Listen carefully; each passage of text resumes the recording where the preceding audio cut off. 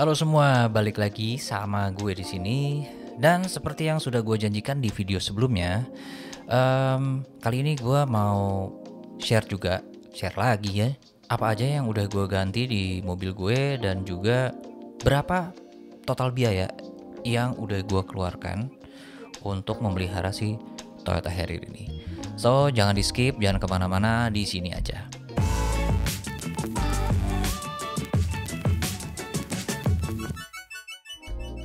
Oke, jadi ada beberapa part yang memang udah gue entah itu diganti atau gue servis. Langsung aja kita mulai ke listnya.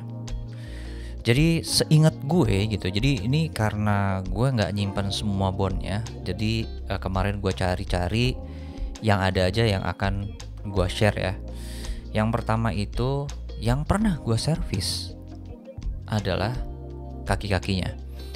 Nah, jadi shock breaker itu sudah pernah gue servis. Jadi waktu itu gue mau ganti, tapi ternyata katanya nggak perlu diganti, bisa diservis. Oke, jadi akhirnya gue servis dan juga ada ganti bushing arm gitu yang memang udah getas. Kalau itu wajib diganti. Jadi untuk bagian kaki-kaki, yes, gua sudah melakukan servis, tapi belum diganti. Dan kondisinya baik-baik aja, normal-normal aja, sampai gue balik dari Bali. Jadi sekarang karena masih ada garansi, jadi gue kayaknya akan cek ulang dan mungkin servis gitu ya ke bengkelnya lagi. Jadi itu yang pertama. Terus yang kedua, gue sudah melakukan penggantian engine mounting yang atas. Nah, kalau ini memang dari awal gue udah merasa ada getaran yang sebenarnya nggak terlalu parah gitu, masih minimal, tapi gue nggak suka aja. Apalagi dalam posisi idle itu kerasa lah. Jadi gue kayak langsung ngecek dan ternyata engine mounting yang atasnya itu udah pecah juga. Jadi itu udah gue ganti dengan spare part yang asli, yang original. Next one, nah ini kejadiannya agak lucu sih. Jadi gue waktu itu lagi ke salah satu mall di Jakarta Selatan gitu ya. Gue parkir, terus gue sepulangnya mau nyalain mobil, ternyata mobil gue itu bener-bener nggak ada listriknya, jadi nggak bisa di starter.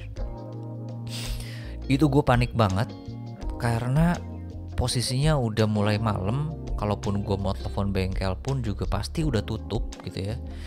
Jadi ya pokoknya gue panik deh, ini kenapa nggak nyala gitu. Gue cek lampu, klakson dan lain sebagainya itu masih wajar, masih bagus gitu. Tapi ini bener-bener kayak ya nggak bisa diapa-apain gitu mobilnya. Nah cuman pada saat itu gue langsung telepon, lagi-lagi bengkel langganan gue di dunia usaha motor di BSD. Gue telepon Om David gitu, Om, kondisi mobil gue begini. Nah hal pertama yang dia bilang ke gue adalah dia mencurigai bahwa kayaknya ini dinamo starternya gitu. Waduh, gue udah pikir dinamo starter ya, tetap aja nih mobil mesti di towing nih, gue bilang gitu. Tapi dia bilang coba deh ambil benda yang tumpul, terus buka kap mesin, terus diketok-ketok bagian dinamo starternya. Oh oke. Kalau gitu gue ngambil apa ya waktu itu, gue lupa lah, semacam obeng-obengan gitu. Akhirnya gue ambil, gue buka tuh kap mesinnya, dan gue ketok-ketok tuh sesuai anjuran si Om David. Gue ketok-ketok dinamo starternya, ya cuman mungkin 3 kali ya, kayak tok tok tok gitu. Itu sambil gue telepon Om David ya. Akhirnya udah gue ketok. Nah terus kata dia, coba sekarang starter. Dan tahu nggak, begitu gue starter, nyala dong tuh mobil. Bener-bener gue bingung, gue langsung kayak, hah Om, serius kok cuman diketok doang bisa nyala lagi gitu ya. Gue awam nih soalnya gitu kan. Oh berarti itu tandanya bisa jadi brushnya, bagian di dalamnya karbonnya, atau mungkin bisa selenoidnya yang udah lemah. Jadi sekarang sih nggak apa-apa, bawa pulang aja. Kalau misalnya di jalan mati lagi atau sampai rumah mati, besok-besok diketok dulu aja sambil nunggu bengkel buka. Jadi itu akhirnya gue terselamatkan berkat si Om David ini gitu. Thank you ya Om ya. Nah akhirnya besoknya gue langsung loh meluncur ke dunia usaha motor dan langsung dicek sama mekaniknya si Om David, dan ternyata bener. Jadi dinamo starter gue itu bagian selenoidnya harus diganti. Dan satu lagi yang diganti itu, sebentar ya, gue cek dulu. Namanya brush holder. Jadi ada brush holder dan solenoid itu diganti semua. Jadi dinamo starternya sih nggak apa-apa ya, cuma ada dua part itu yang harus diganti. Dan gue pikir kan mobil Harrier CBU susah, ternyata ada. Jadi dan original lagi. Jadi gue happy lah saat itu. Jadi itu udah diganti. Yang berikutnya adalah AC. Nah sebelum gue berangkat ke Bali waktu itu, gue ngerasain kok AC gue tiba-tiba nih lagi di macet-macetan kok hangat gitu ya. Langsung deh gue buru-buru ke tempat servis AC yang lokasinya masih di sentra onderdil BSD juga. Gue lupa namanya apa. Akhirnya gue minta dicek dan ternyata di situ gue harus ganti namanya motor fan sama radiator motor apa. Nah itu hampir banget, karena kalau radiator fan-nya itu mati, itu bisa overheat mobil gue. Untung ketahuan di tempat AC itu. Jadi ya daripada kenapa-kenapa, apalagi gue mau jalan jauh gitu, akhirnya gue ganti tuh. Jadi ada dua motor fan yang gue ganti. Dan sekalian gue ngelakuin flashing, ganti oli AC dan sebagainya, isi freon dah dan lain sebagainya itu. Akhirnya ya udah semuanya jadi bagus lagi, udah dingin, no problem. Terus yang berikutnya ya ini sih perintilan ya, gue ganti karet wiper.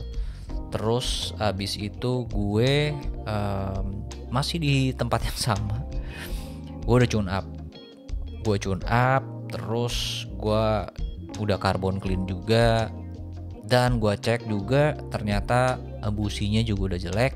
Jadi gue udah ganti busi 4-4-nya. Terus gue juga ganti filter udara sama ganti V-belt. Nah jadi itu sekalian lah ya, sekalian servis, sekalian tune up juga. Jadi gue ganti semua dan mobilnya jadi enak banget habis itu.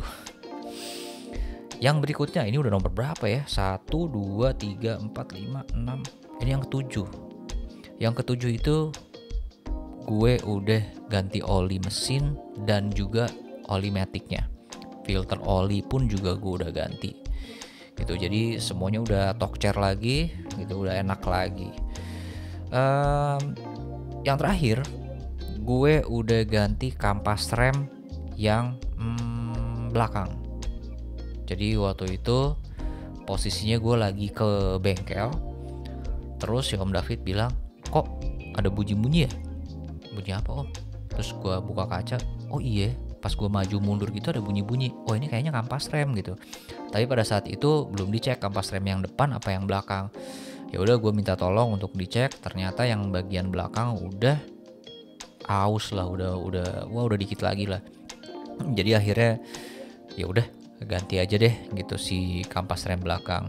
Nah untuk yang depan ternyata masih bagus, jadi nggak gue ganti.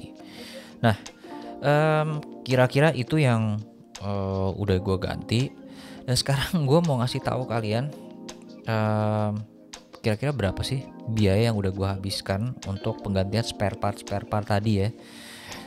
Dimulai dari gue nggak tahu nih, gue mungkin nggak bisa berurutan gitu ya, gue sesuai dengan faktur nih. Masalahnya bon perbaikan kaki-kaki itu lupa gue taruh di mana atau gue buang, gue lupa gitu. Jadi kita mulai dari servis AC dulu kali ya. Nah AC ini agak lumayan gitu karena waktu itu gue harus ganti si motor radiator sama si motor fan-nya, dan itu yang mahal. Nah total perbaikan AC dan servis AC itu termasuk flashing ya, ganti selang, isi freon, vakum dan sebagainya, itu gue habis di 3.725.000 nih. Itu lumayan. Terus yang berikutnya adalah gue servis apa ini? Oh ya, ini di si Om David juga gitu ya.